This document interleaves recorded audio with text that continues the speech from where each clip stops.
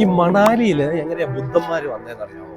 പണ്ട് ടിബറ്റില് ചൈനീസ് അധിനിവേശം നടന്ന സമയത്ത് അവിടുത്തെ ടിബറ്റുകാരെയൊക്കെ ഈ ചൈനക്കാര് ഓടിച്ചു. അപ്പൊ അവർക്ക് ഒരു അഭയം കൊടുത്തത് ഇവിടെ ഇന്ത്യയിലാണ്, ഇവിടെ മണാലിയിലാണ്. അതിനുശേഷമാണ് അവരുടെ ചെറിയ ചെറിയ ഈ ബുദ്ധ ടെമ്പിളൊക്കെ ഇങ്ങനെ ഉണ്ടായത്.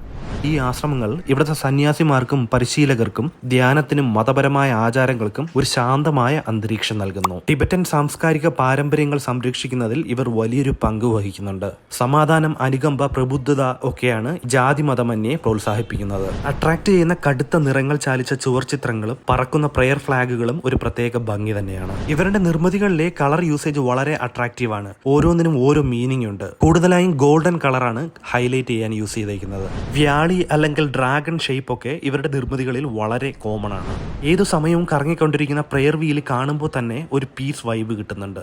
എന്തൊക്കെയോ മന്ത്രങ്ങൾ അതിൽ എഴുതി ചേർത്തിട്ടുണ്ട്. ഇവിടെ കാണുന്ന കല്ലുകളിലും ടിബറ്റൻ ലാംഗ്വേജിൽ എന്തൊക്കെയോ കൊത്തിയും എഴുതിയും വെച്ചിട്ടുണ്ട്. ട്രഡീഷണൽ ഡ്രസ്സൊക്കെ ഇട്ട് ഫോട്ടോയ്ക്ക് പോസ് ചെയ്യുന്നത് ഇവിടെ വളരെയധികം കാണാൻ കഴിയും. എന്ത് ക്യൂട്ടാണല്ലേ ഈ പൂക്കൂടയുമായി ഇങ്ങനെ നിൽക്കുന്നത് കാണാൻ.